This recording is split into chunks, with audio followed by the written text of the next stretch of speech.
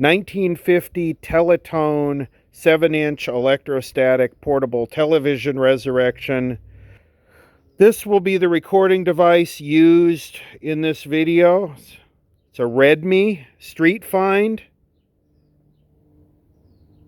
Nothing but the best. 1950 Teletone. How about a resurrection? It's been a while since we've been able to actually do one of these, been able to get outside, because if it's not like constant rain or hurricane force winds, it's something else, too cold or too damp.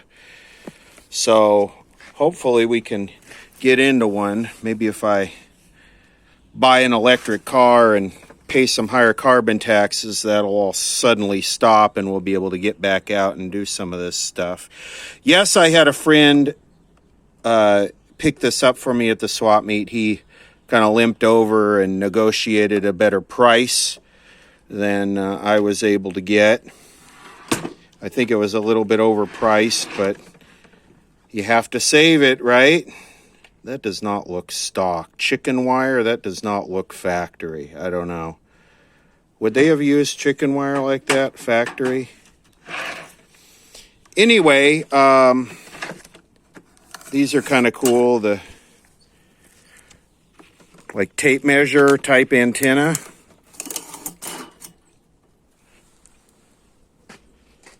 Kind of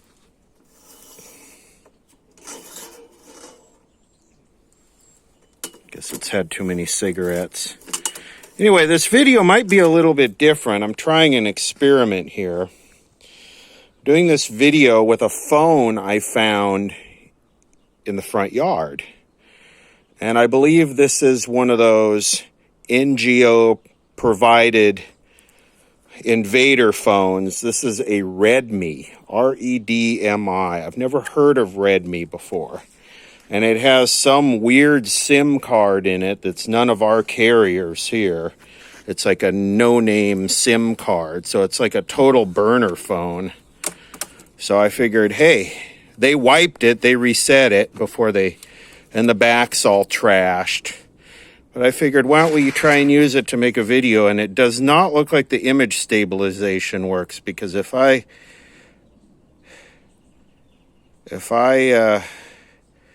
get going there, it doesn't look like it's stable. Anyway, look at the pattern on this. This is kind of clinky dinkler. Definitely very elegant, classy. What is classy is this brass front. Kind of classy.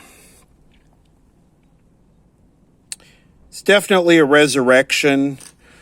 This uses a 7JP4, which this is a little bit out of my lane, but we're going to try it anyway. This is an electrostatic set. These CRTs, you can't really test the emissions on them because most of the time it's phosphor degradation that makes them not work so hot.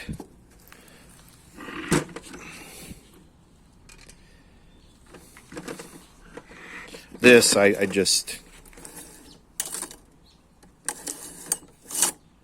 mean, why didn't every TV come with this?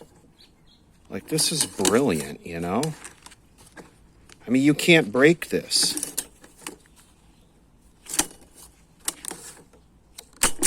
No planned obsolescence here. A little plastic thing broke, but that could probably be replaced. That is very cool.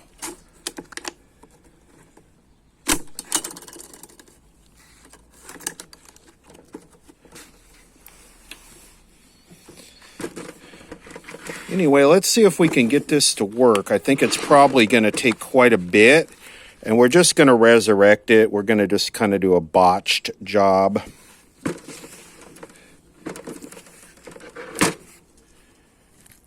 Oh, this actually does have a pause on it. Okay.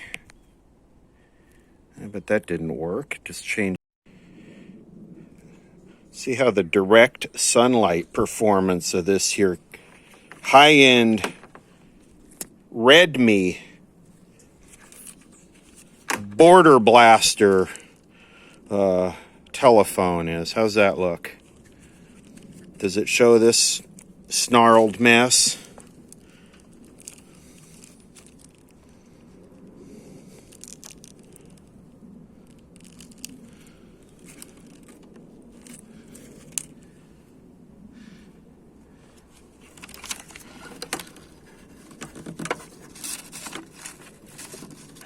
Ugh. Don't do that. God, now my hand is stuck in here.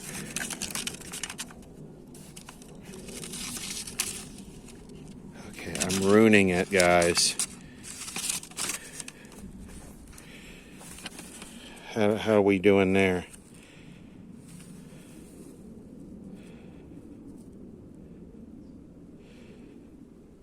Teletone, isn't that where this... New York City, isn't that where this phone should have ended up?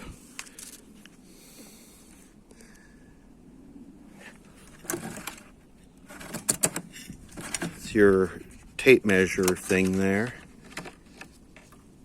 Looks like it's got a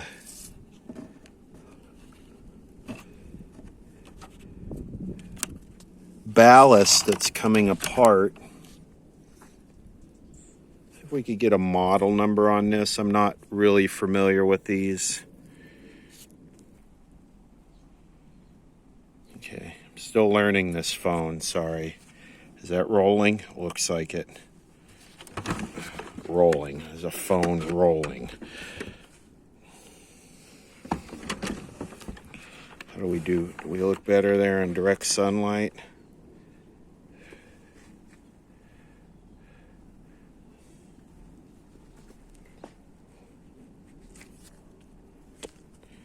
Oh, there it goes. I got it to focus. So that's a problem. It looks like model. See how close in we can get.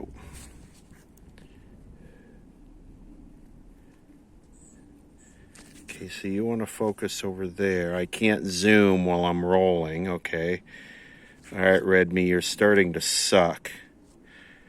Okay, so we don't have much to go on. It looks like model T something 8.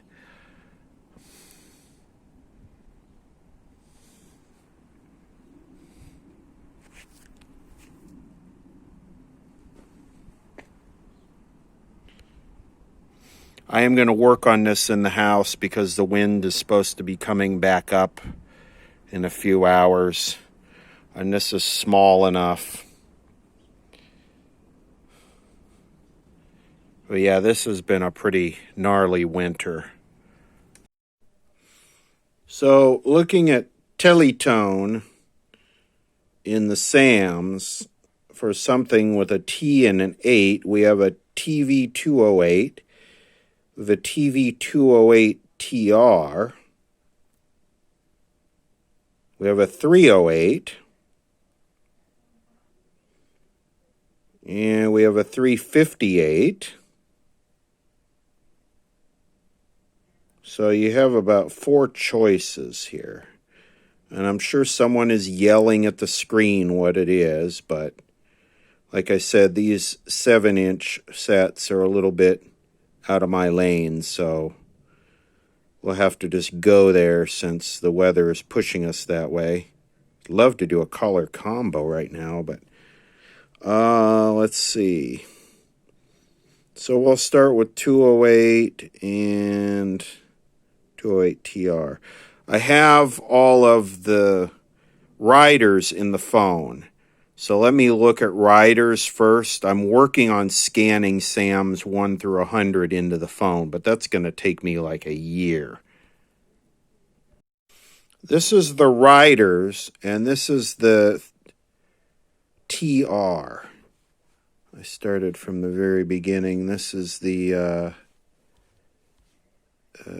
TV208 TR. They don't have just the 208. And it certainly looks the same, except for that right there. Are there families that look like that anymore in this country? Men that dress like that? Men don't dress like that anymore. They be sagging. Well, I'm on a roll in this video. Triggering all the red flags. Should probably just go out right now and surrender to the bear cat waiting outside. Now let me look at this. Let me look at this and see if this looks correct. It certainly does, except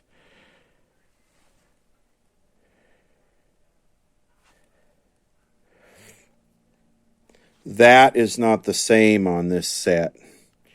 This set has that square rectangular looking thing with all those malleolated pins. Let me see if I can find the SAMs for just the straight 208. It might be on the museum website. Okay, Redmi, rock my world, Redmi. You shaky ass pile of crap. Hey, the whole point of this thing is just to track the subject it was given to, right? Not to actually be worthy of making good videos. But hey, I'm torturing y'all with it, so let's roll. It says it's 1080p. I wonder what the audio is. I wonder if it's stereo or mono. Anyway, enough ranting about the Redmi. This is off of the museum website, and this is just the straight TV208. Let me try and brace my hand there so it's not so shaky.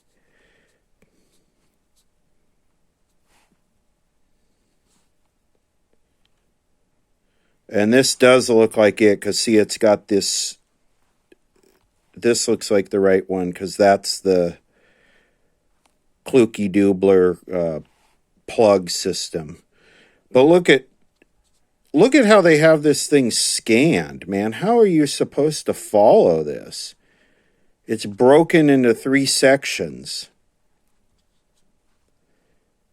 I mean, oh yeah, this thing is just rock my world, Redmi. Oh yeah. I need to find the paper copy of this and scan it. You want to do that again? And scan it with my scanner. If I had my guess, I would imagine this would turn into a very long video, because these things are usually semi-difficult to resurrect. And of course, Bob Anderson is probably the master of these, and a few other people. But hey, look at the way they scanned this. It's like all broken up. What was the method of thinking here? Look at the parts list. Part of it's here, and then the rest of it's over here. It's like broken up. Oh, that's real deep.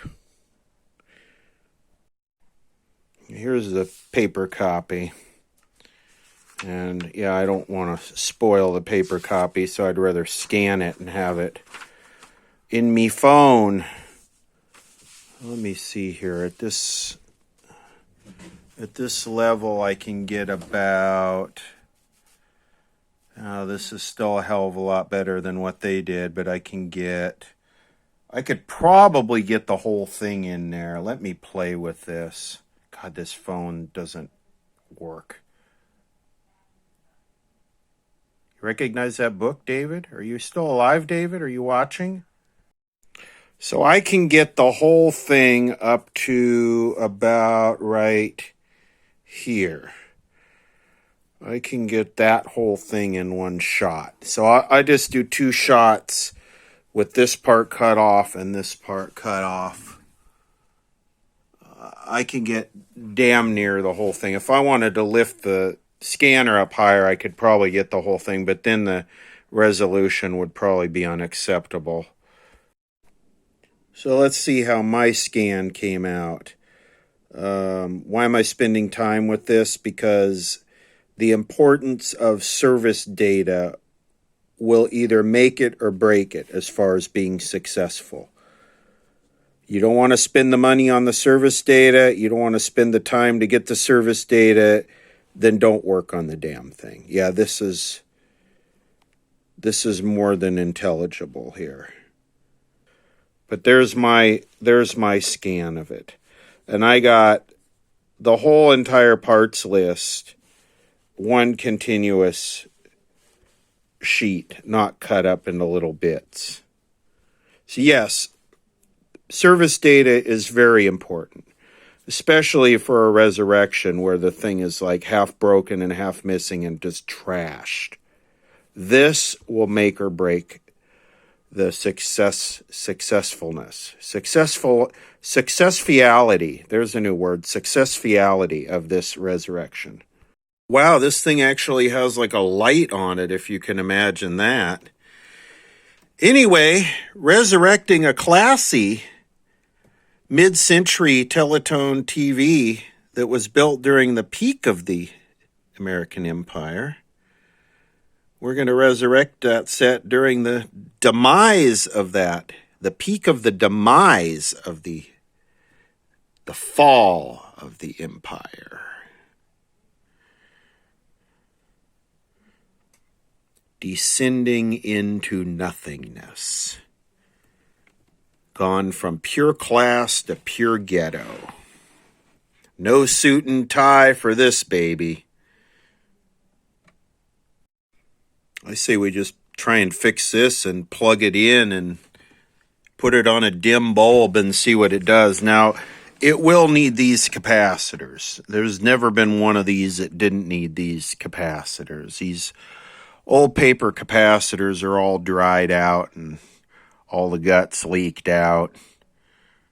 And they done become resistors. Those are like 6 kilovolt caps. This right here is just atrocious. I don't know. I mean, it's totally fitting with sort of my mood rolling out into this TV, but this is just atrocious. God, I hope this guy doesn't work in the RF engineering department. I mean, do you ever just look at something and wonder why? You know?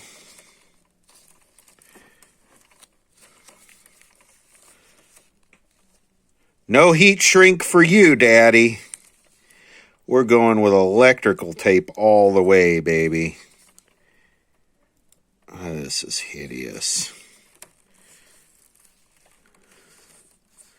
I'm afraid to remove this and even see what happened underneath here.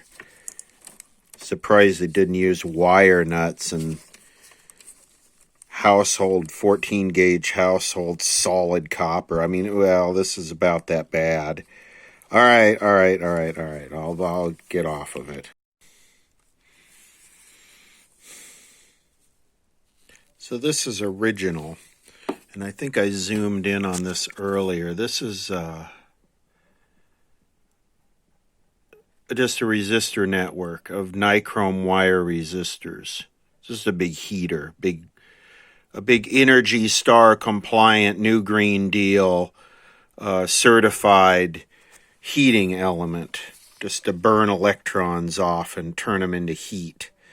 Anyway, I soldered this and had to clean it up with a wire brush. It's actually, this has actually been like this for a long time. This stuff was all real oxidized. You ever see those guys, those like free energy guys that solder spark plugs together with like a 35 watt iron? I want to know how the hell they do that. What kind of magic, what kind of alloy are they using to do that? Or is that not real? Is free energy like not a real thing? Am I being misled? Am I being misled by the free energy movement? All right, yeah, you could tell by the amount of dust that's on here. That's been unplugged for a lot of years. The dude that was selling this had absolutely no clue what he had or what he was selling. He's just like, oh, crap.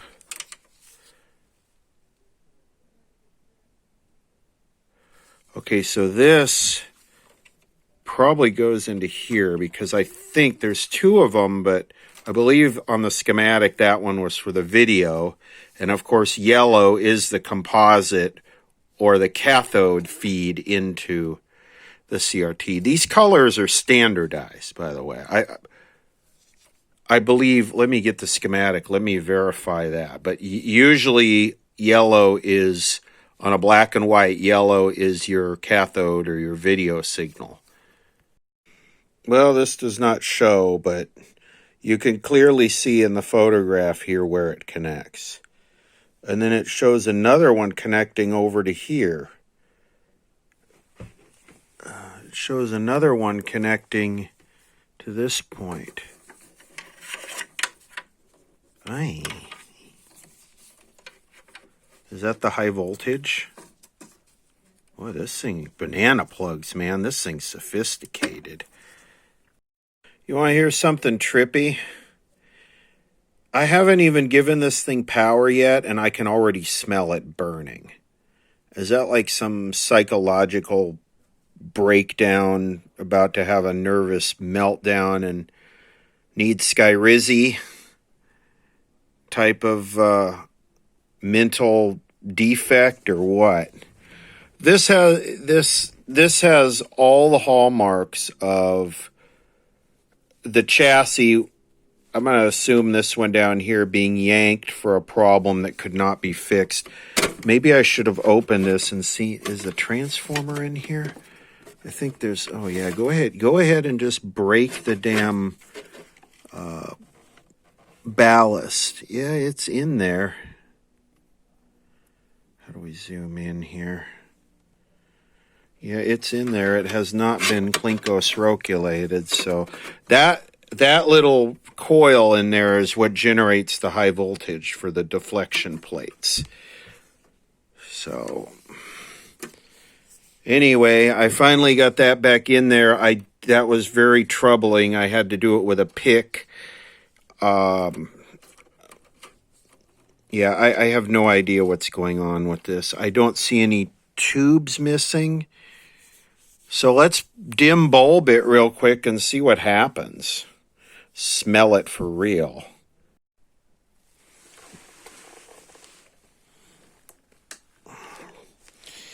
You know, I guess maybe there are people out there that don't know that all these paper capacitors have to be replaced in this style set.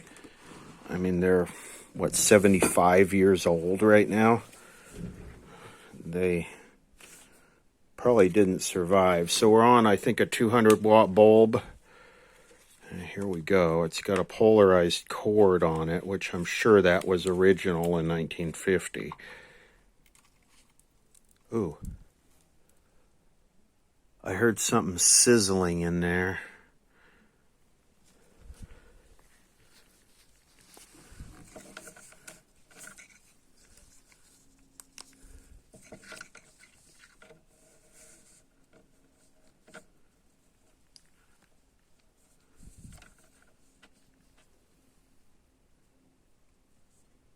This does use a selenium rectifier. Ooh.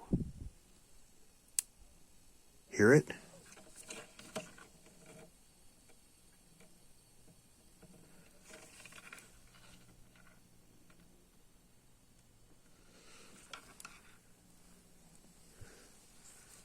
This one,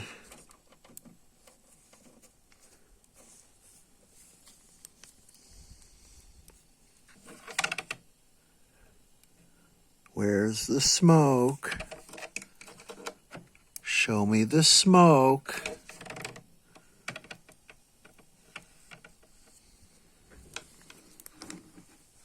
This one does not appear to be.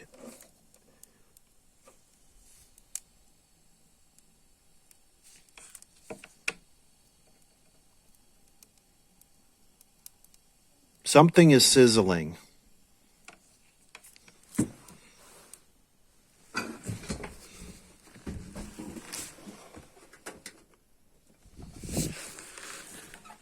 Okay. There we go. There's the smell I was looking for.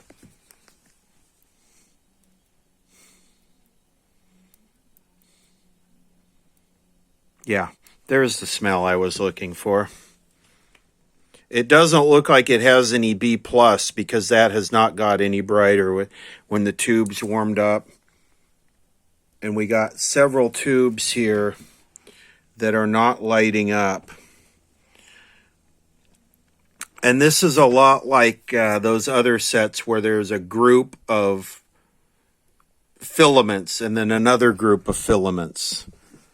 It's not one continuous filament string. It's like 2 or 3 sets of filament strings. And I don't think... Oh yeah, that is lighting up.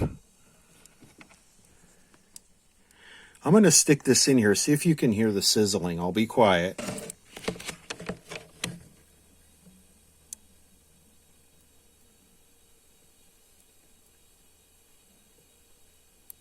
Of course, it's going to stop doing it.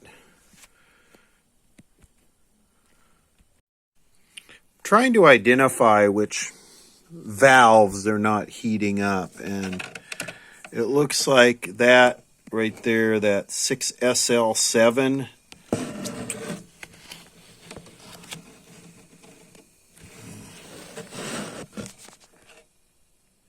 Maybe I don't want to jam. I do think I hear high voltage. I hear some noise coming out of here that sounds like it's doing something.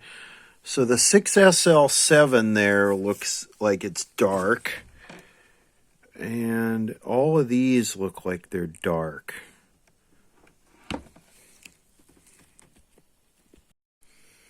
Six SL7 is the vertical amp, and then these are all dark.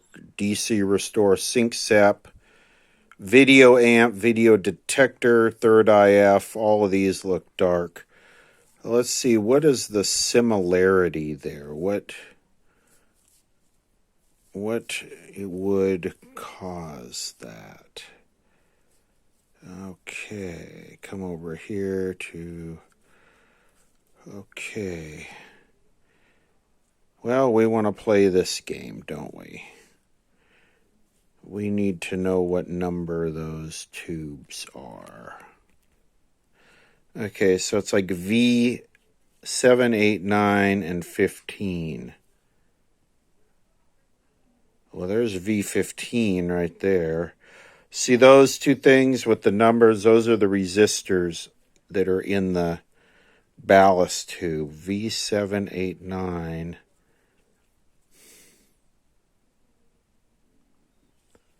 Okay, so here's V6,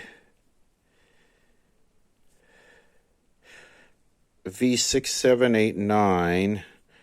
And that goes to pin 9 of that thing, right?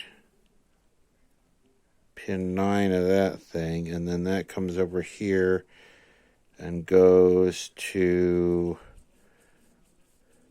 yeah, so those are all tied together. So if you follow this right here, so right there, follow that up to there, it goes here to pin 9, right? Yes, it goes around here to pin 9. Come over here to pin 9. It goes to those ones. So this whole string is dark. This whole string here. See, there's multiple chains of these tubes. So we need to sort this problem out first. I still think there's might be a B plus problem, but we have to start with what we can visually see. So I'm interested in this. Could be a tube, could be a missing tube, but I'm clearly interested in that 20 ohm in the ballast. Probably the easiest thing to do would be to get to that ballast right through here. To start by measuring the voltages, because of course that's what I suspect. It's like right there. So just get me a probe and go right through this chicken wire. I went and sucked some of the videos out of this Redmi, and they actually look okay for a freebie government phone that I found in the yard. Okay, so it might be a little shaky though.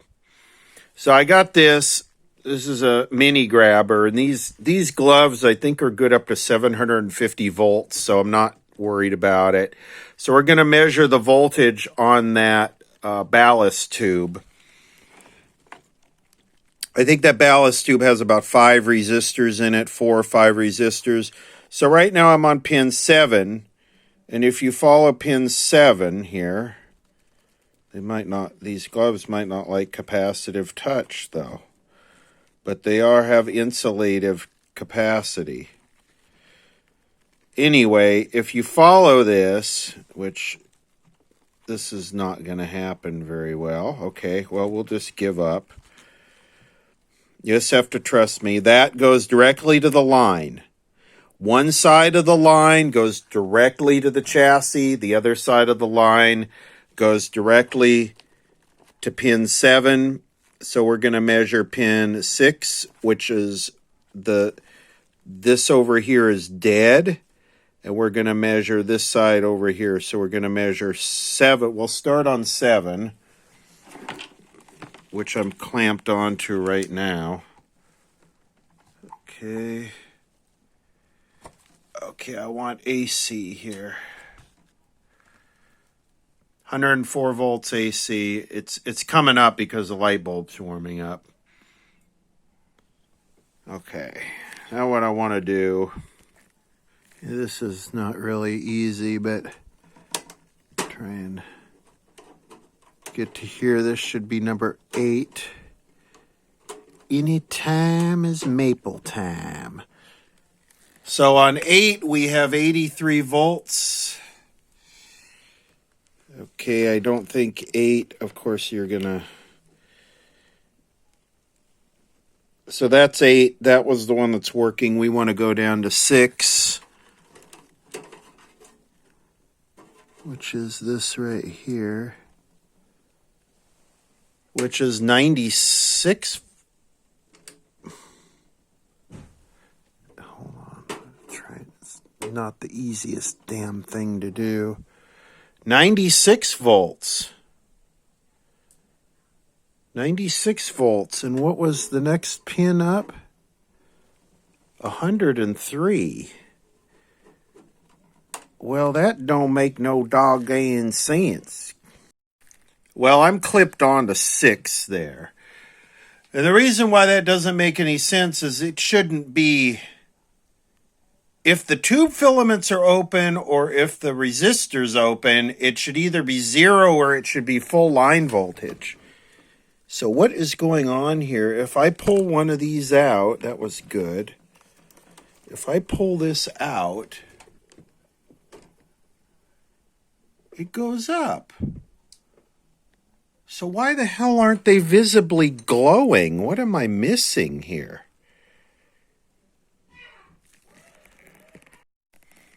Well,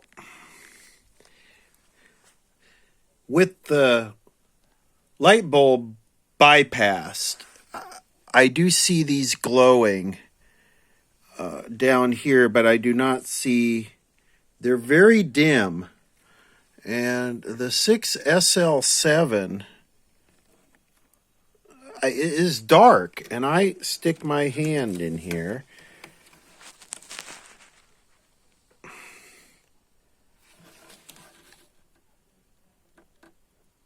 Oh, that one's hot.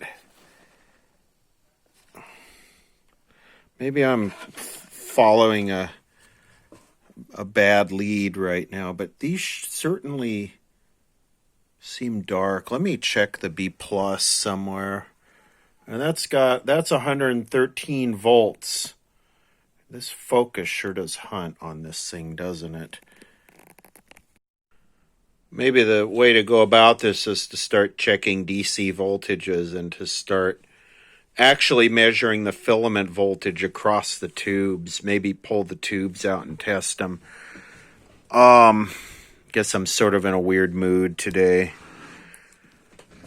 I don't know why. The wind is howling again. It sure sounds like it's got some high voltage. I think this is high voltage right there. I don't know what these have, 6 kilovolts, 4 to 6 kV. It's not an easy set to work on. It really is not an easy set to work on. Got it tipped up on the side here so we can get to the underneath. I got a couple filter capacitors here. Let's measure these voltages. There's 62 volts there. We have 55 volts there. And then we got another one up here.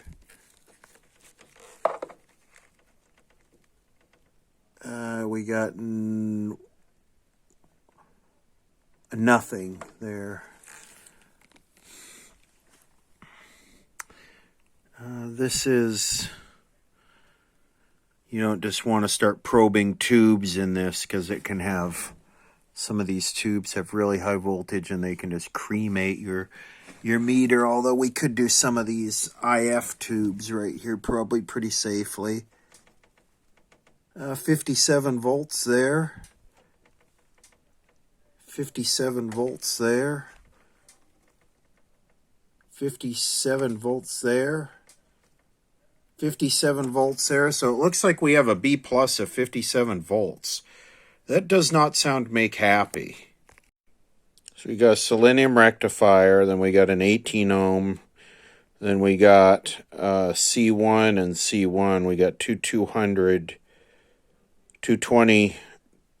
We got 200 microfarad to 125 microfarad and 220 resistors. I think we want to check this C1. Let me find that. We've also got a 25Z6 low voltage rectifier, whatever the hell that's for. Okay, that comes over here and feeds a whole bunch of other filters. So we have that supply right there off the selenium. That right there is a selenium.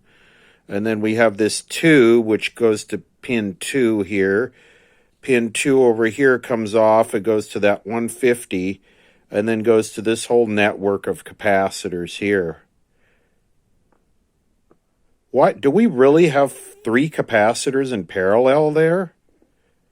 Really? Explain yourself. So I'm looking at this, and this is that low voltage supply that comes off of this tube over here. And I believe that looks like that is supposed to be a negative voltage, because that's feeding like bias to all the cathodes and grids, this right here.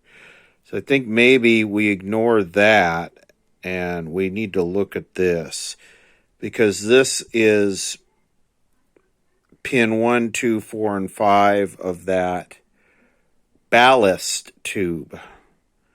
So I think what we should do is we should check all these resistors are in that ballast tube. So I think we should tip this thing back up and measure 1, 2, 4, and 5. Because it's so dead that it certainly seems like something's missing. Okay, pin 1, DC.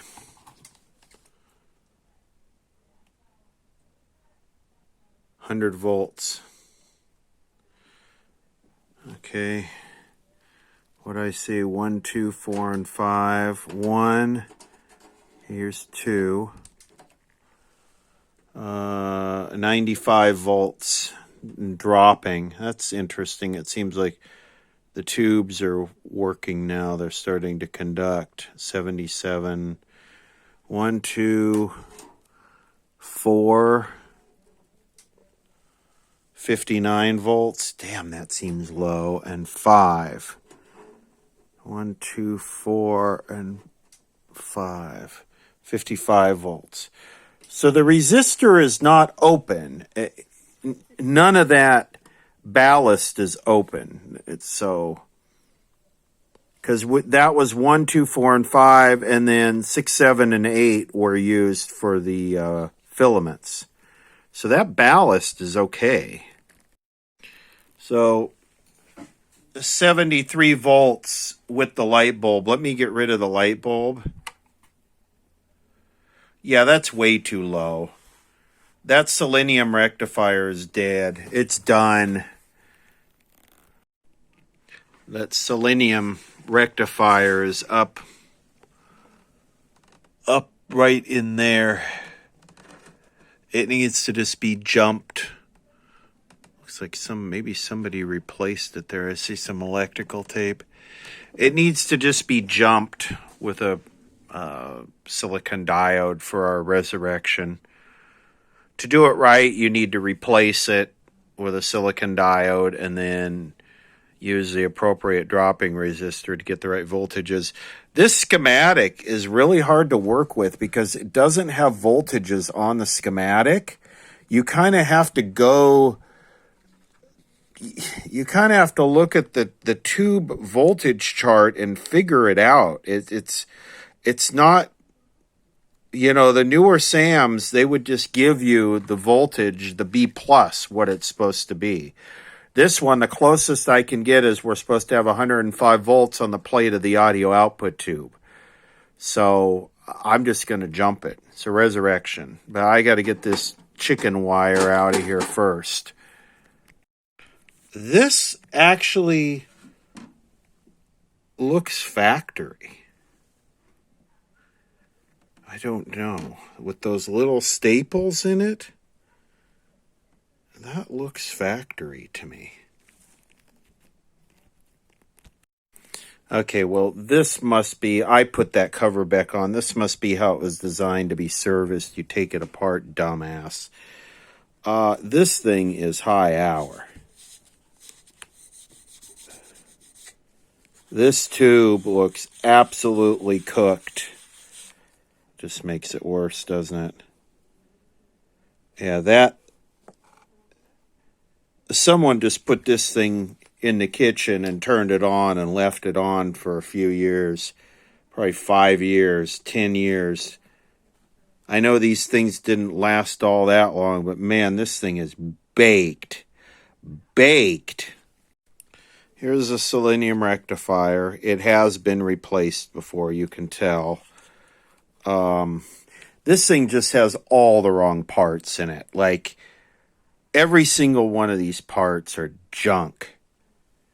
It's got these crappy, this is probably paper. These are probably paper. This stuff is all paper. And you can tell by the dirt, look at that. This thing has had its share of use. I'm not going to give up. I never give up. But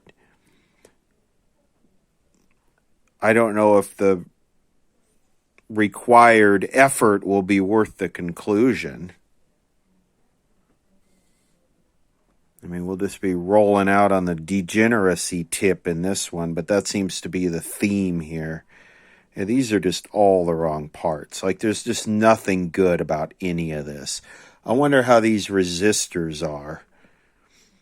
But yeah, the B plus is low. I mean, I guess the one good thing is that a ballast tube is good. Somebody who has one of these will probably be begging for that.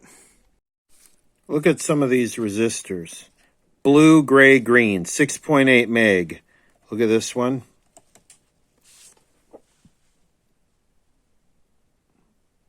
Eight meg. Look at this one.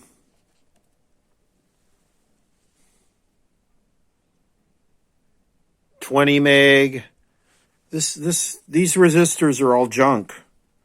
Resistors are all junk. The capacitors are all junk. I did solder a 1N4007 across that. You can actually do this. You can parallel it. Might not be good long term, but these don't usually short. They usually go high resistance. And what will happen is the voltage will get lower and lower until the thing overheats and starts to burn and gives you a selenium rash. There are 3 12SN7s on here.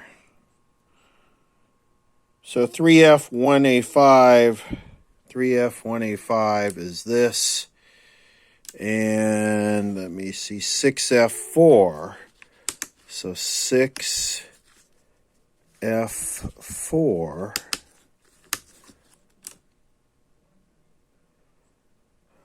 Not virgin, but not dead.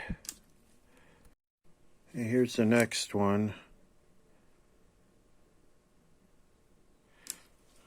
You're going to do 3 and 1 for the 2 sections. Again, not virgin, but not dead. Okay, here's the next one. A little bit better. So we had 6-4. 6-4. Rolling in my 6-4. So none of them are dead. That's what I was looking for, dead. 25Z6. This is that rectifier for that negative voltage. So we got that. So we got 4G3 and we got 8G5. 8G. Were they both G? Yeah, 8G5. Okay. Yeah, no problem with this one. I'll turn the filament voltage down a notch and cool it down a little bit. No problem there.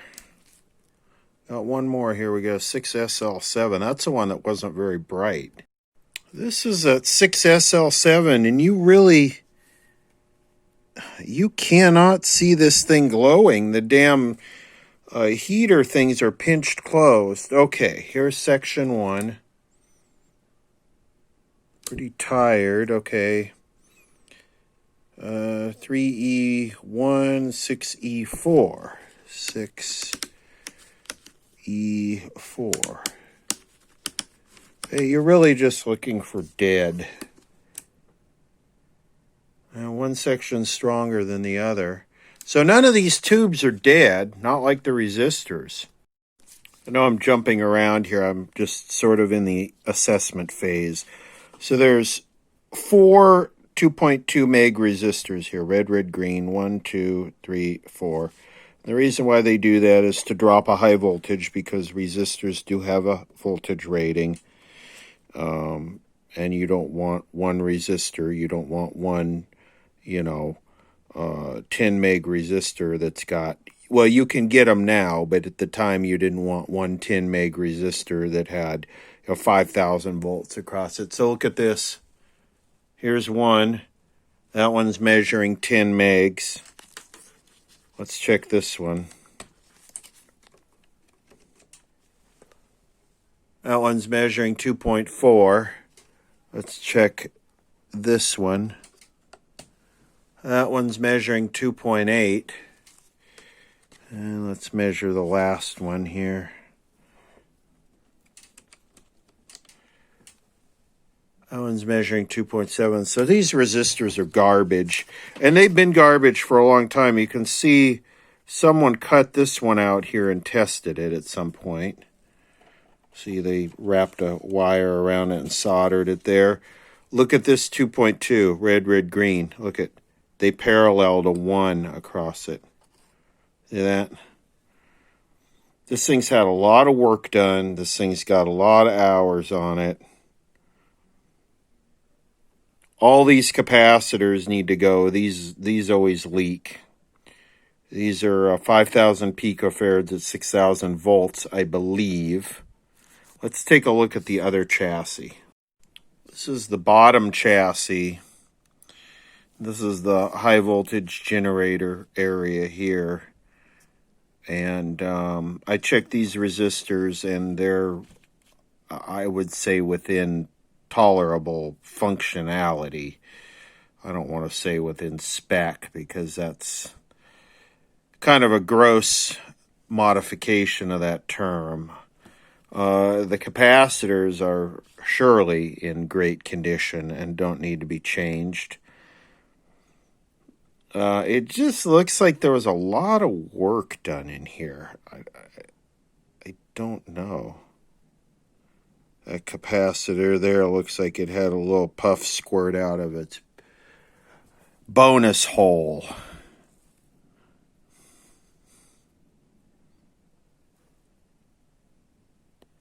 Brightness and contrast.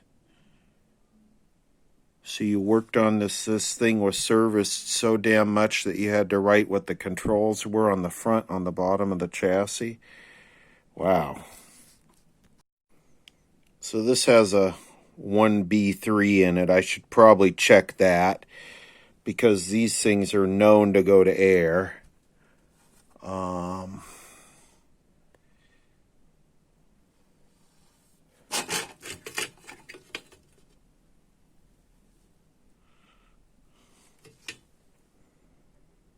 Man, what a turd burglar. Oh, as expected, this one is in great shape. Look at that. It just pegs the meter. Actually, I better be straight up because I know there's some people with vision issues that watch these vintage TV repair videos. This tube is dead. It's measuring on a scale of 1 to 100. It's measuring about 7, which is nothing to not be expected because these things, they get air in them. They leak, these high voltage rectifiers. And I hope I'm testing that right. Actually, I need to make a correction here. It is good. So when there's I had to read the instructions. When there's an S there, that means you have to flip this switch to special. And when there's a star there, that means that it's good. If it's above diodes, okay. So this thing is superb. It really is superb. Okay, this is another 12SN7. This is like a high voltage generator tube, I believe.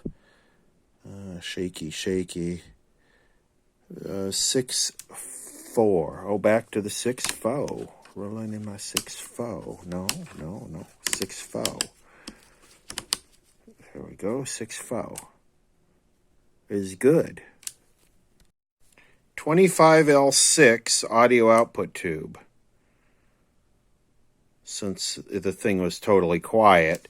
It's interesting that so many of these tubes are original.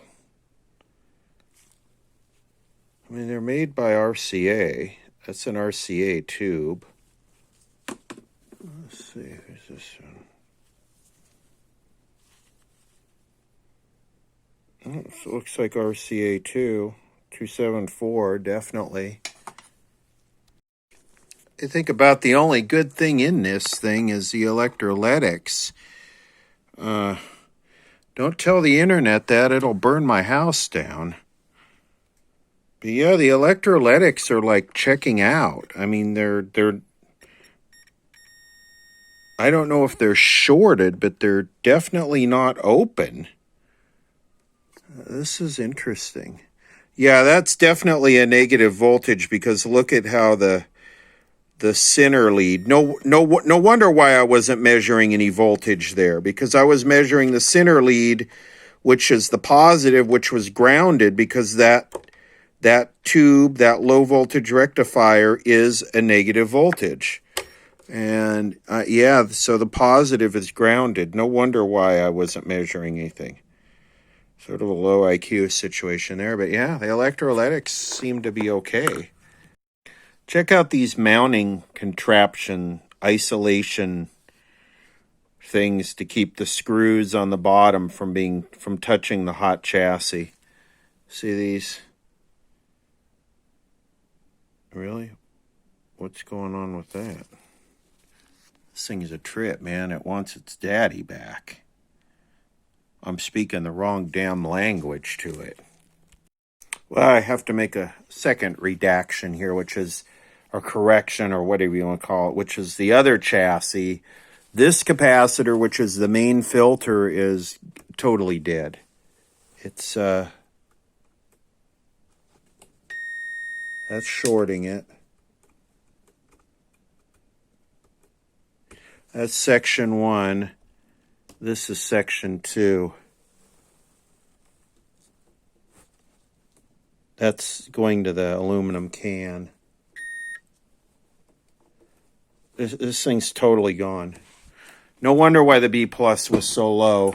It's probably that rather than the selenium, because if the capacitor goes open, you just get a ton of AC ripple.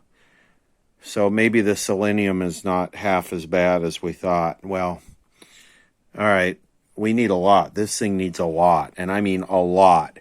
And I'm starting to think maybe the next thing I should do is pull my Admiral out and plug this tube into the Admiral and see if this tube's any good. I got other ones of these tubes, but it's almost to the point where why bother to resurrect it? There's going to be so little of it that's original. It'll just be like a cadmium plated chassis. See, I told you if you would have just bought an electric car, you would have saved this TV. And see that ugly ass rainbow there? We would not have had to see that either. I think we should take 5 minutes or so and talk components and circuits and that whole thing, because these little 7-inch sets are quite popular. And of course, there's the Motorola one, and then there's the Admiral one, and there's a Hallicrafters one, and there's a lot of these out there, and they're popular because they're small and they're fairly simple. They're electrostatic deflection, so they don't have yokes that get all crispy and fall apart and all the complexities there. They don't have the scary, terrifying, threatening high voltage cap that goes along with an electromagnetic deflection. So that's why these are popular, and they all seem to be about the same, and they have pretty much the same problems. They use these big 6,000 volt capacitors that have to be changed that are a little difficult to get. All these paper capacitors, everybody should know about that. They also use a bunch of really high value resistors, high meg resistors that are not super common in the other type of sets. So let's just quickly go over this, what I got. And in a previous video, we tested replacing these paper capacitors with the disc style. These are the Soviet discs. They work okay, but they don't work good. You really need, for these capacitors, you need paper or film. But for a resurrection, we can substitute these in for testing purposes. Okay, so I got 4,700 picofarad, 6.3 kilovolt. Over here I have, what are these? 2,200 picofarad. And I'll show you what these are for. 6,300 volts, 6.3 kilovolt. I have 6.8 megohm here. I have 4.7 megohm here. I have 1 megohm here. And I have 2.2 megohm here and 470K here. I have a 220 microfarad 160 and a 150 microfarad 160 for here. None of these values are super critical. Maybe these style capacitors, these domino postage stamps, when you're changing those, you need to be really, but you can manipulate these a little bit. You know, I've experimented with that. You can go up on these big time, and it doesn't affect. All these do is couple the pulse to the plates of the CRT, which I'll show you that here. So the way this works, and these are all kind of sort of the same, but this one's a little bit different, and they did something very interesting here. And I didn't really catch it right away, but I'll explain it now. So they use, for the power supply, they use the selenium rectifier here. This supplies about 150 volts. Then tapped right off the line, they use a 25Z6 flipped, so it creates a negative voltage. So instead of having positive 280 volts, they have positive 150 and negative 150, approximately, which is pretty interesting. So they use this for the connected to the cathode on a lot of the tubes. So the cathodes are negative of chassis and the plates are positive of chassis. Pretty entertaining. It can shock you two ways at the same time. So this is the high voltage generating circuit. It is not in sync with the horizontal like a magnetically deflected set. This is a free running oscillator. It's not a flyback. It's a free running oscillator, 12SN7, driving into this transformer. It's just a feedback loop. And the whole purpose, this dotted line is what's in that metal can. The whole purpose of this is just to generate high voltage. It's just like a little Tesla coil. So it uses the rectifier, then it uses a 500 picofarad, 6,000 volt capacitor here. That's where I plan on using the 2.2200. You can go up on these, it doesn't matter. Then they use 100K as a filter, then another 500 picofarad. So let's just say right here, coming out of here, you have a clean DC 5,000 volts. And what happens is it comes down through this divider network of 2.2 meg resistors. And the reason why they do this is because resistors have a maximum voltage rating to the focus control. So up here, these are your two centering controls. And these are supplying through the, is this 5.6 meg? I don't think so. I think it was 4.7. Anyway, it's supplying a DC bias on here. And then it's coming over here, and these are that big fat cap, so 6,000 volt, 5,000 picofarad caps that I'm going to substitute with the 4700. So this is applying the pulse through the capacitor. And then, of course, the DC bias is what shifts the picture. Same thing here. And these are the resistors that are real drifted, except these are 6.8 meg on this set. These values are not quite right. So it's the same thing here. Horizontal is driving through this transformer, through the 5,000 picofarad capacitors into the plates. These plates are the deflection plates. So these capacitors, these 5,000 picofarad capacitors, isolate the oscillator from the high voltage coming from here.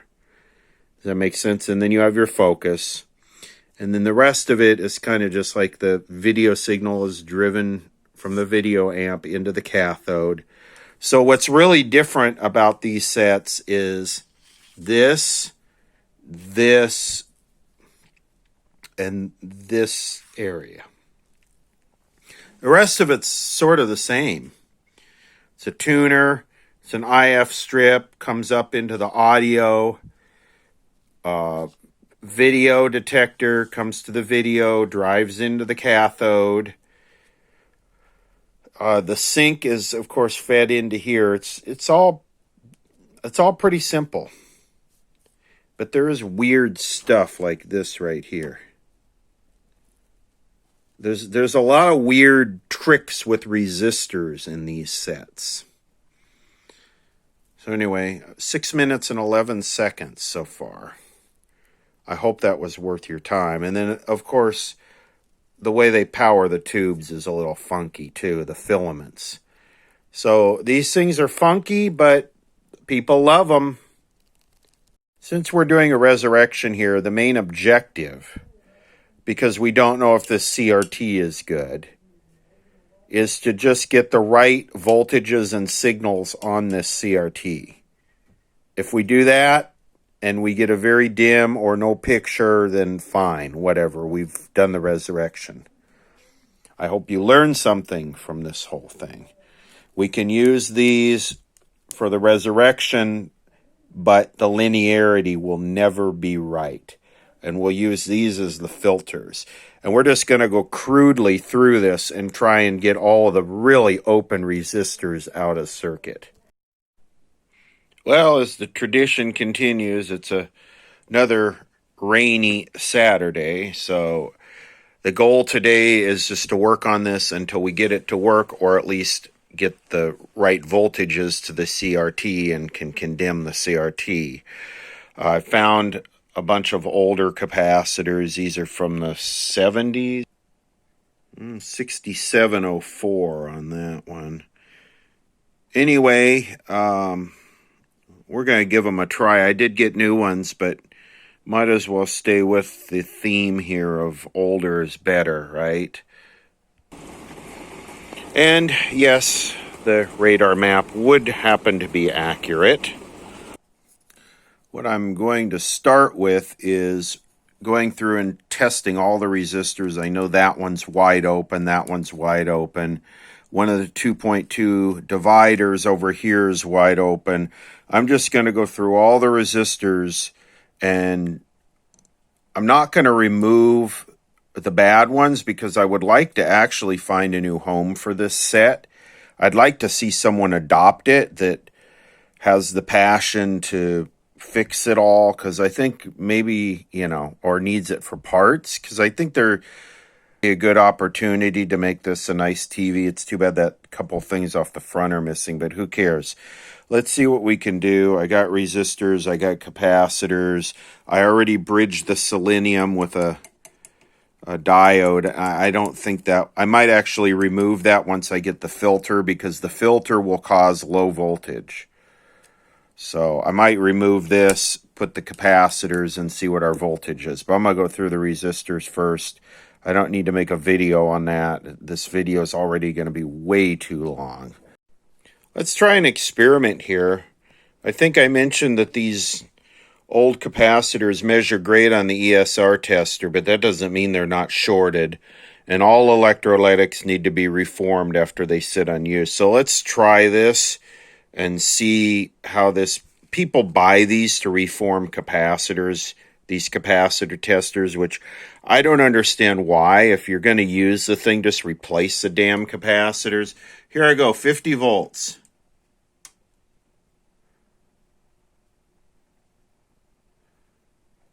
This is basically like a current limiting power supply. So it's definitely not shorted. It's a 150 volt cap. Let's push it up to its limit. 150 volts, here we come.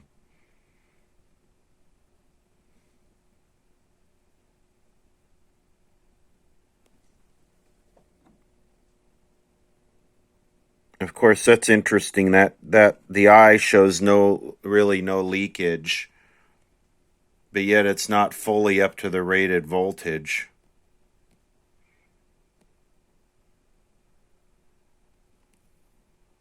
It's working its way up there. Let's try this one. This is a Nippon Kimicon from 1977.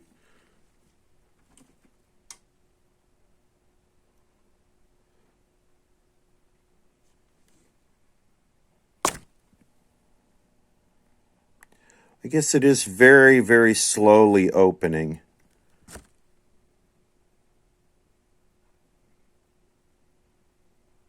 So yeah, they're forming up real nice.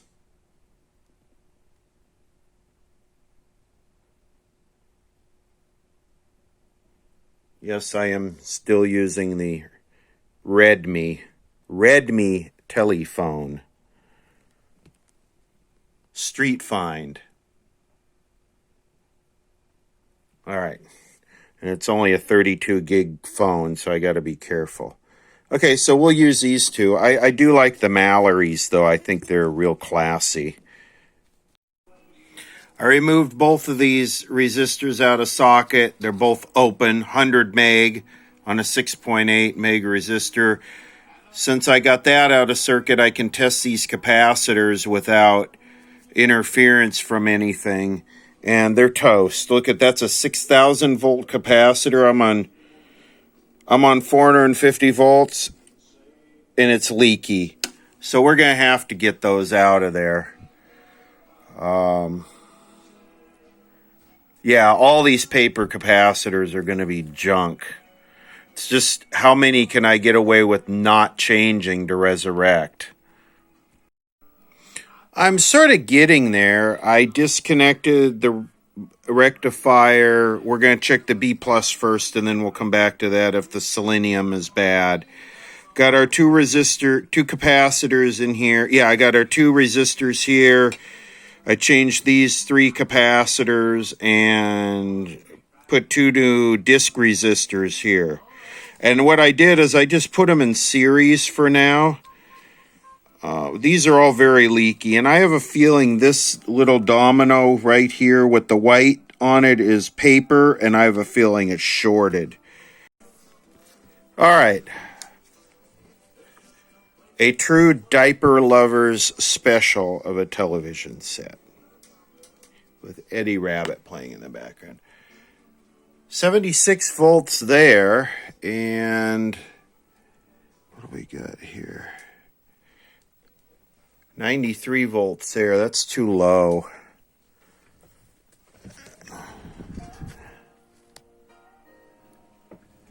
We should see if we got any high voltage coming out of here. Actually, on the negative supply, we have a negative 108. And I keep forgetting I'm on the light bulb. Let's see what that does if I bypass. 120, that's... What is making the damn sizzling, crackling noise in this thing? I guess I better turn the radio off here. If I bypass the light bulb, this is what we have as the B+. See what happens if we add this diode in here. These gloves should protect me, right?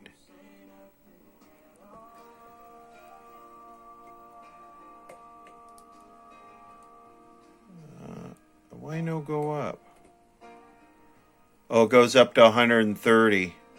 Goes up to 130 from 111. To go from selenium to silicon goes up 10 volts.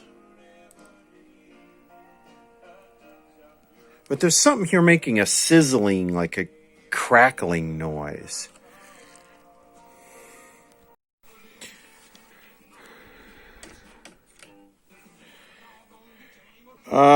Nothing there. Nobody home. So we got to fix this first. We got to get high voltage. Let's do some voltage checks here. I'm curious why the audio's totally quiet, and then we can get into the high voltage box here. So let's look at pin 3 and 4. Both of those should be pretty high on this tube. Let's see. I love how that capacitor is blown right out the side there. See that? Pin 3. We have nothing. Pin 4. Pin 4, we have 79 volts. Am I not making contact here? I'm not. We have 73 and 79. That is correct. Pin 5 should be 0. Pin 8 should be ground. Pin 5. That's this one. 2, 3, 4, 5. Negative 2 volts. But there's no noise there. There's no sound. So what do we have? A bad speaker? When you touch that, I mean, this thing is just stroke-o-sprofulated.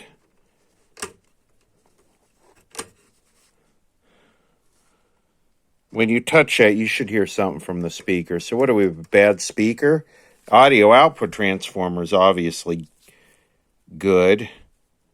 Unless that capacitor was 100% shorted, which I don't think it is, because we had different voltages.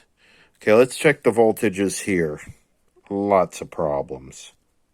Checking the voltages on this oscillator, and they all look okay. I mean, they're there. The positives and negatives are there. On pin 2 and 5, which are the plates, you should have a positive. So that's pin 2 is here. You have positive 85, 87, and pin 3 and 6, you should have a negative. Which you do, you have 106 volts. If I could get that in there to where we can see it. So this has got to be capacitors. And I think this right here is probably a paper. That's what I believe. That's what the white dots are. I guess we just start cutting these out and testing them, trying to get it to work. These are the two output filters for the high voltage. And I think someone's been here before because that was not wrapped around. It was just tacked on there. This is a doorknob capacitor. I don't think that was original. This one is totally shorted. At 50 volts, it's just done. The doorknob capacitor, these are usually good. I don't know if these are ceramic or what, but I don't think I've ever seen a bad doorknob capacitor. I think these are just ceramic caps. And this is good. Let's check the value. I think these are supposed to be 500 picomufflers.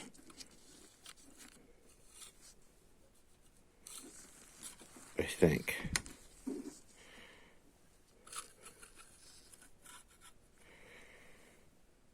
And that it is, it's pretty close. So this could have been the whole problem. Measure that with an ohm meter. Well, it's certainly not a dead short, but it's 3.6K. It's 3,600 ohms. Well, I'm a little bit stumped here. This is mica. It tests perfect. That's good. Tests perfect. That's good. Tests perfect. Of course, I put this in series here to get the leakage out of there. You can do that. This, and this are bad, but they're unrelated. They go to things that are wired outside of here. I'm not quite sure why they're in here. Maybe it's a filtering thing to get them isolated in this little box. But yeah, why is no working? Actually, now is very working. 5.2 kilovolts. What happens if I hook up the load down here?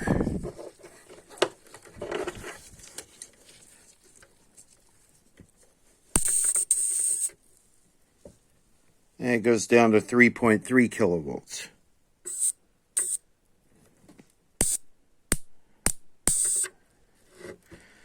That's probably those other big capacitors in there loading it down. Okay, we need to deal with those.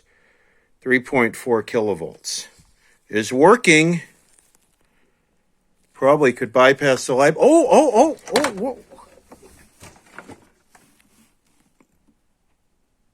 There you go. So first sign of life to wake it up was this capacitor here is shorted, pulling the high voltage down. Wow, that's pretty bright too. Wow.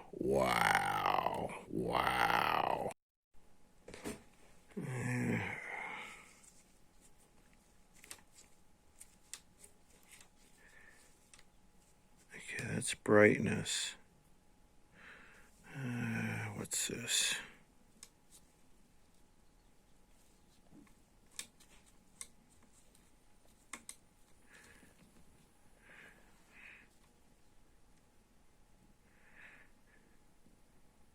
That's interesting because it's actually,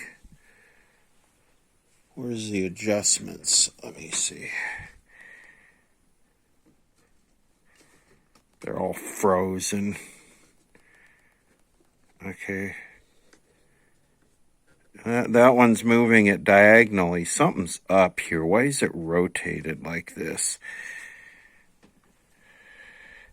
It's actually filled. I can probably get it better.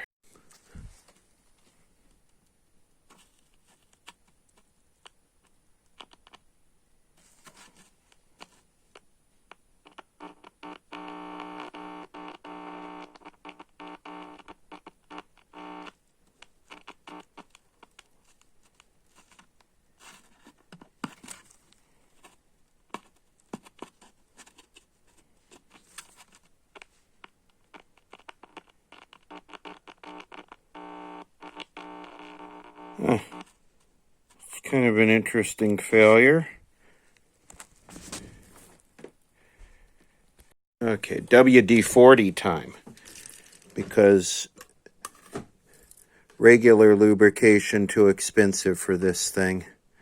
Exceeds value of unit.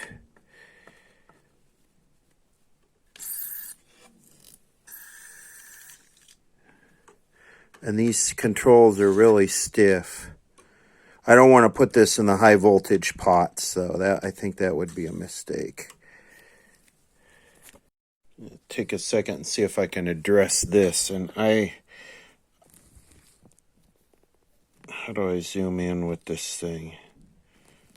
I don't see any problem with the little leads there. So the open is inside in the voice coil. So I have to substitute. Got a substitute speaker here.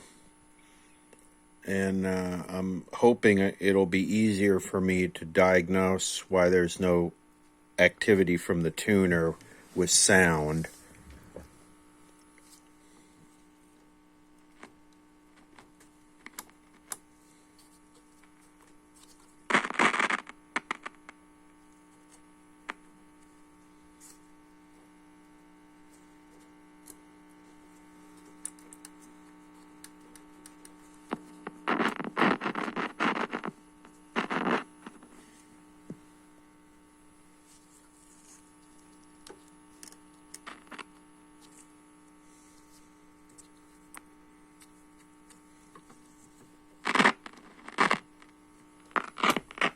Ooh, that seemed to wake it up a little bit.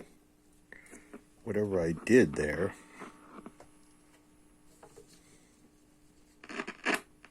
Yeah. Yep. I'm seeing it. Let me get a signal going in here.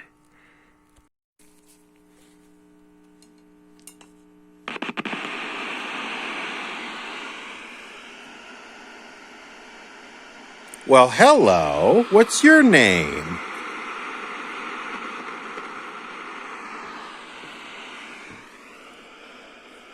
That's going into IF. I need to sirocco sporulate here.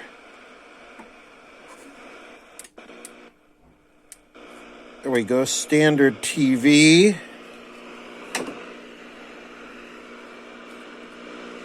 Ooh. Put some audio here.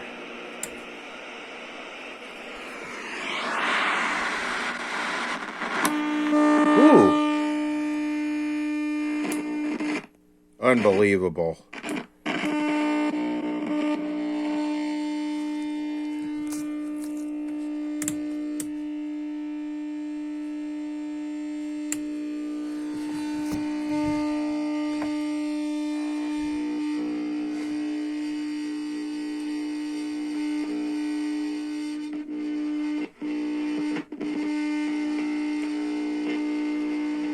Let me play with this and see what I can get.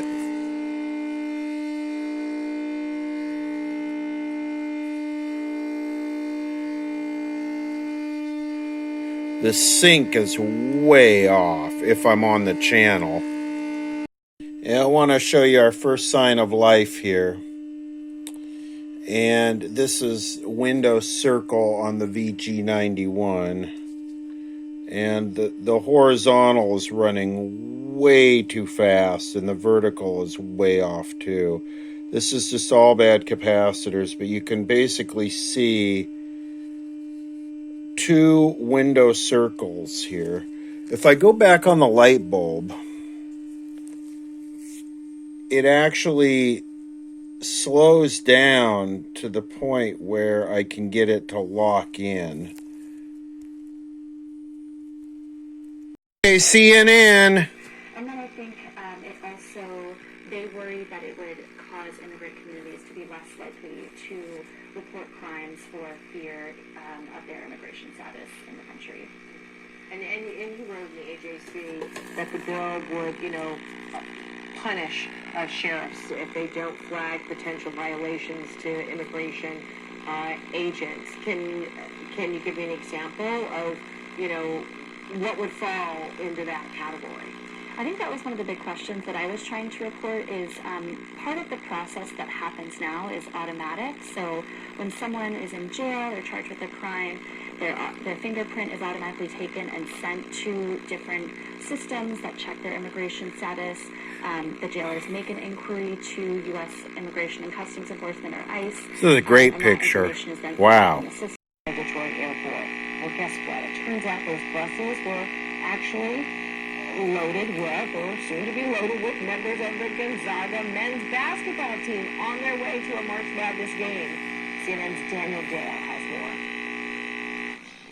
Republican Michigan State Representative Matt Maddock posted something dramatic on social media on Wednesday night. His post included a photo of an airplane and a photo of 3 buses, and he wrote this, quote, "Happening right now, 3 buses just loaded up with illegal invaders at Detroit Metro. Anyone have any idea where they're headed with their police escort?" Now, social media users, including me, quickly figured out that Representative Maddox's tweet was complete fiction, absolute nonsense. You know who this plane and these 3 buses were actually for?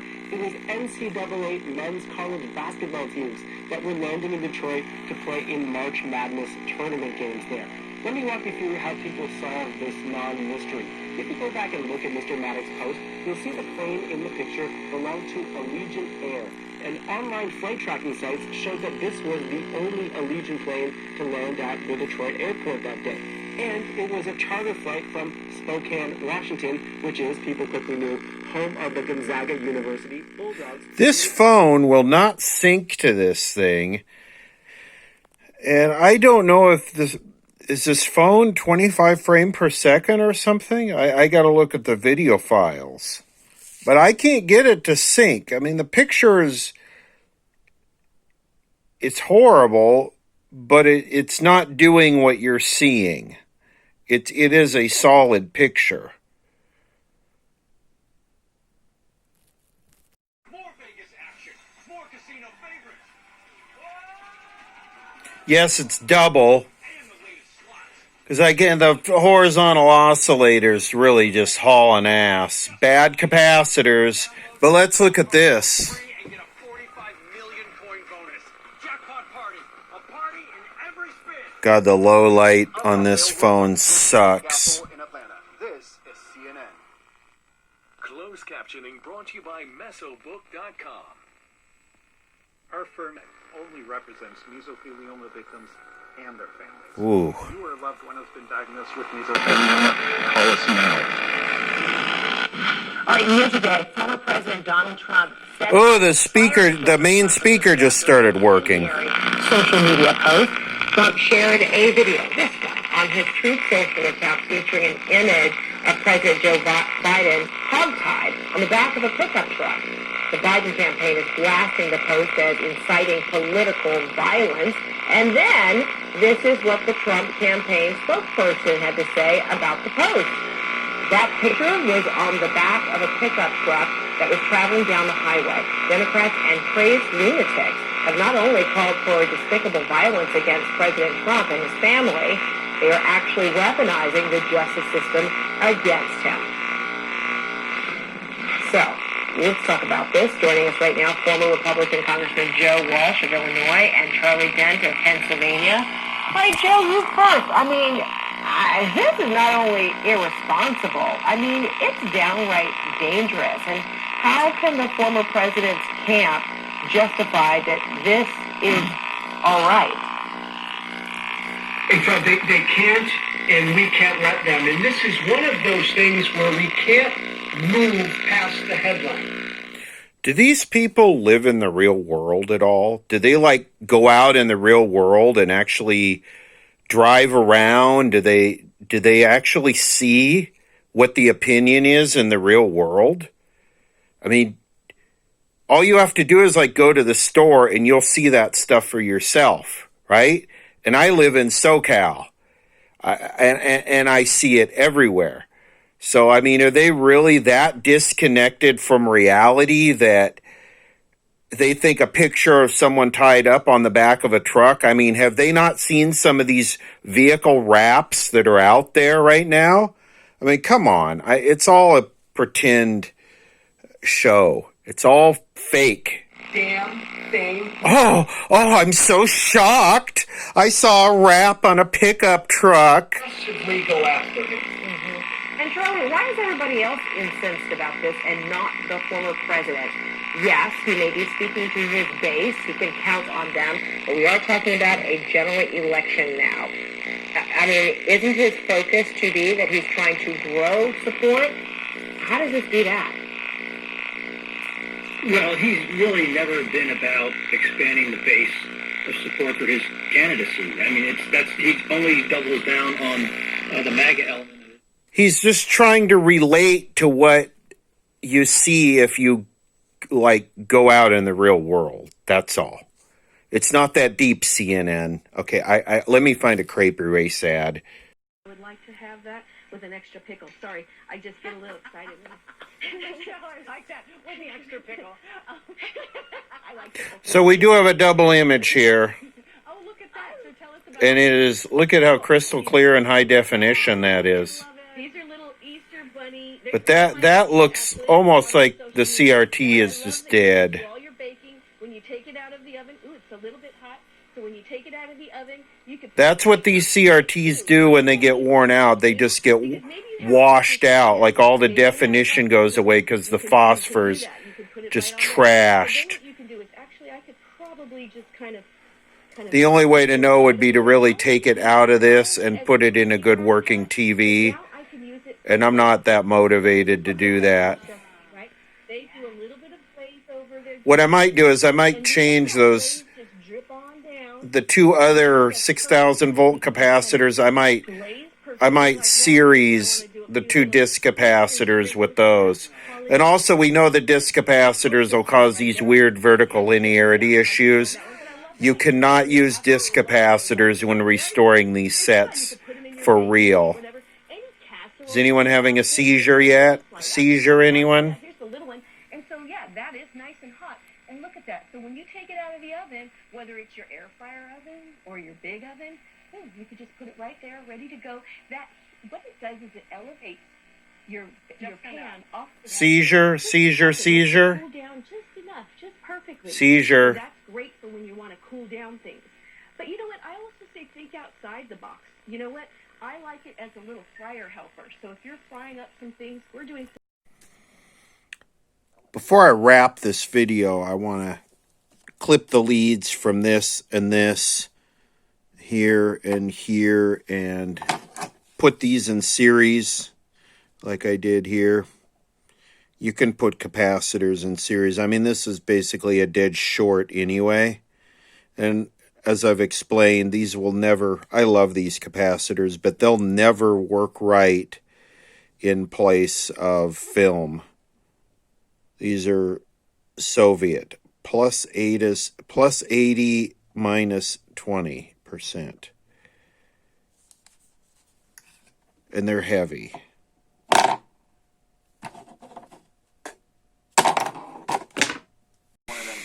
Okay, so that didn't change it. We still got two images here, and I'm looking at the horizontal, and it's running way too slow. It's running at half the rate. It's running at 7.8. It should be running at 15 point something. So let's see if I... You know, my husband's over there, right? Yep. And we just came back from New York. The restaurant prices on food is just, I feel like I need a second mortgage right now. Agreed. Right? Yes. And one of the most expensive things on most of the fine restaurants, by the way, you are supplying some of the... Oh, there we go. Okay. My Wagyu beef, no, hold on. Come on, sink, Daddy, sink. God, I had it for a second. It locked. It is special and known, that special breed of cattle all the way from Japan, right? Right. Well, that's where it originated. It originated in Japan. It's just not quite fast enough. When you see a Wagyu, Let me play with my Wagyu steak. so expensive. Different than our beef burgers. You should be able to see. Okay, here's what's going on with the horizontal oscillator speed. One of the things. See how we have a 50K and we have a 47K in series with it? That 47K has gone way up in value. So what I did is I just bypassed it. I just jumped it, which allows us basically to go from the top of where it was to even higher. And I'll show you what I mean. I'm going to crank it up. So we're locked right now. Okay, here we go. Oh yeah, 51 kilohertz. So anyway, this phone is still blanking that out. And it's weird. It looks like there's AC hum in there. And the vertical is way off frequency too. Let's look at that on the scope. So the vertical seems to lock at 29.97 hertz. Imagine that.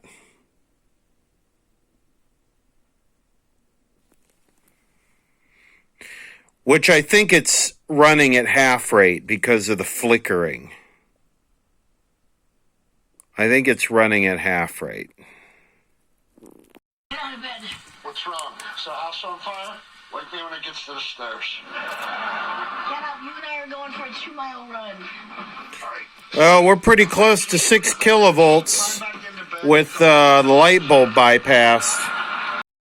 If you're curious about the high voltage oscillator, it's running at 161 kilohertz. So it's hauling ass.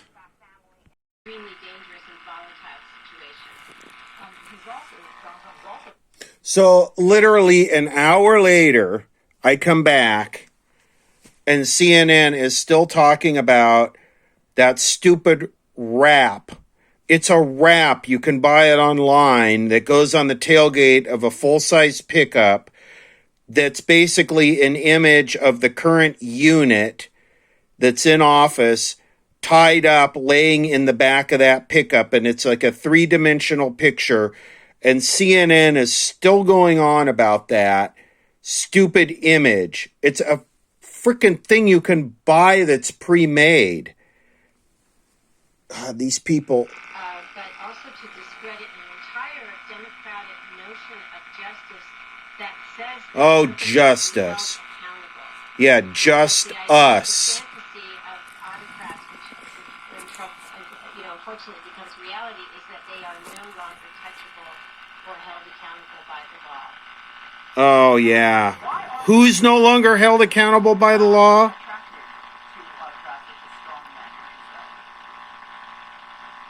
I mean, sometimes it's these charismatic demagogues present themselves as the saviors of the nation, and they appeal to people who feel their status has been compromised, like in our country, perhaps white males, who felt that they were falling behind.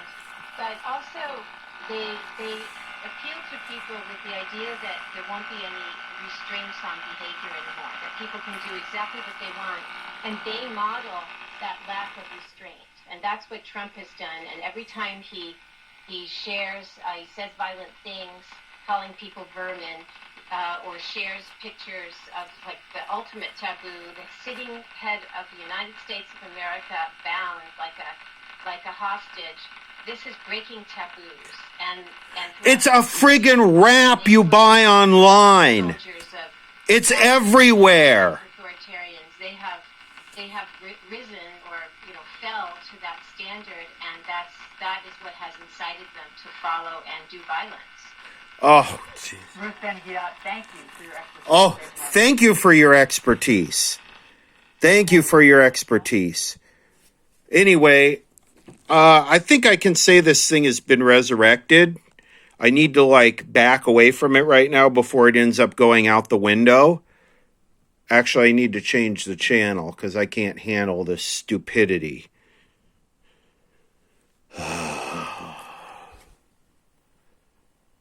Anyway, adopt it. It'd probably work okay with a full recap, full alignment, everything. I mean, it's all there. Looking at the video, it just looks completely unintelligible garbage with this phone, and it's a lot better than that. It's not good, but it's nowhere near as bad as what you're seeing. I don't know if it's a frame rate issue. This phone is 30 frames a second, but I don't know why it just will not lock to this picture on this thing. So I'm not going to worry about it. I got another TV that I want to jump into, one of those little RCA mini consoles. I've been looking for one for a long time. And I think we did what we did with this when we did it, and that's how it ended up. So that's how it's going to be. I'm really much more interested in digging into this little guy and spending some time with it. So this will be in a few weeks. Little 9-inch RCA mini console.